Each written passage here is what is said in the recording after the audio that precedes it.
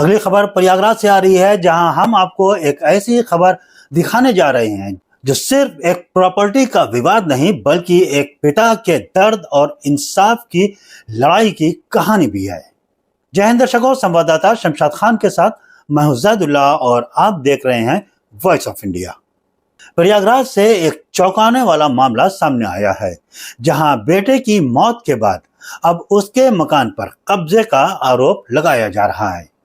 Electronic media club के नारद सभागार में प्रेस वार्ता कर पीड़ित पिता ने भावुक होकर कहा कि एक तरफ मेरा बेटा मुझसे छिन गया और अब उसका घर भी छिन रहा है। पीड़ित पिता गणेश शंकर दुबे का कहना है कि उनके बेटे आशुतोष कुमार दुबे को यह मकान उनके रिश्ते के बड़े पापा ने दान में दिया था। इस मकान का दाखिल खारिज भी है, सारे कागजात हैं, नगर निगम में रिकॉर्ड पर चढ़ा हुआ है और हाउस टैक्स भी मेरे बेटे के नाम पर ही दर्ज है। लेकिन साल 2023 में उनके बेटे की संदिग्ध परिस्थितियों में इलाहाबाद विश्वविद्यालय में मौत हो जाती है और अब जब मामला कोर्ट में चल रहा है तब मकान पर जबरन कब्जा करने का आरोप सामने आया है। पीड़ित पिता का आरोप है कि 10 अप्रैल 2026 को कुछ लोग बंद पड़े मकान का ताला तोड़कर उसके अंदर घुस गए और मकान पर कब्जा कर लिया।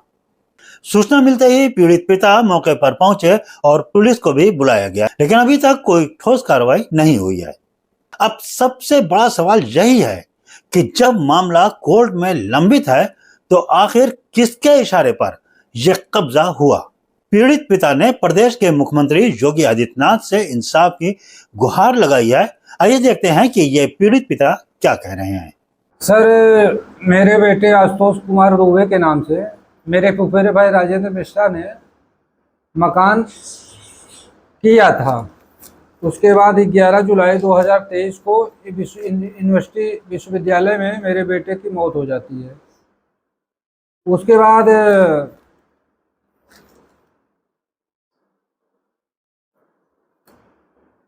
वहाँ का भूमाफिया किस्म का नेता अंशुमान सिंह पटेल, उसके आदमियों द्वारा कल मेरे मकान का ताला तोड़कर उसमें कुछ लोगों को 2 लोगों को घुसेड़ दिया जाता है। इसकी जानकारी जब पड़ोसियों से होती है तो मैं तुरंत थाना जारटाउन जाता हूँ। वहाँ पर सर लोगों ने जाकर के वहाँ पे मौका मुआयना किया तो दरवाज़ा खुलवाया। दरवाज़ा में से 2 लड़के निकले, वो बोले कि अंशुमान सिंह ने दिया है।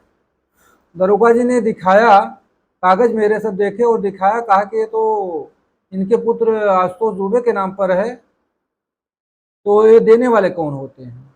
उसके बावजूद उन लोगों ने कहा कि नहीं, मुझे राजेंद्र मिश्रा ने दिया है। तो कहा कि ठीक है, कल 11 बजे राजेंद्र मिश्रा को बुलाकर आप लोग आइए, प्रमाण कीजिए। तो राजेंद्र मिश्रा से फ़ोन करके पूछा गया तो उन्होंने कहा कि नहीं, मेरे मामा के लड़के हैं और इनके लड़के आशुतोष के नाम से मैंने मकान दिया था, इन लोगों से मेरा कोई संबंध नहीं है। आपका एक विवाद भी चल रहा है राजेंद्र मिश्रा जी से, उसके बारे में मुकदमा न्यायालय में, उसके विषय में तो राजेंद्र मिश्रा ने किया था मकान। उसके बाद बेटे की मृत्यु होने के 3-4 महीने बाद एक आपत्ति, पता नहीं इन लोगों के कहने से कि अपनी इच्छा से किए हैं कि आशुतोष मुझे स्लोप्लाइजन देता था और दारू पिला कर लिखा लिए, मुझे ज्ञात नहीं है। अब क्या चाहते हो? मैं यही चाहता हूं कि मेरे बेटे की मौत की, हत्या की जो कर्नलगंज में जांच चल रही है उसकी जांच हो और जारटाउन पुलिस मेरी मदद करके मेरे मकान को खाली कराए। अभी न्यायालय में मामला है, अभी मामला न्यायालय में है। न्यायालय जो आदेश करेगी राजेंद्र मिश्रा के पक्ष में या मेरे पक्ष में, तो हम दोनों भाइयों का ही मकान होता है, तीसरे कहाँ से आ गए। नाम बताइए। मेरा नाम गणेश शंकर दुबे है।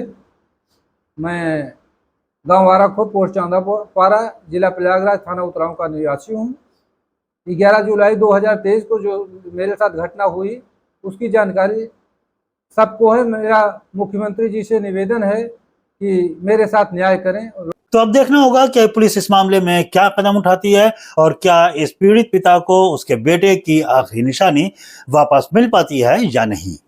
तो ये थी प्रयागराज से हमारे संवाददाता शमशाद खान की रिपोर्ट। अब बढ़ते हैं अगली खबर की ओर जो कानपुर से आ रही है।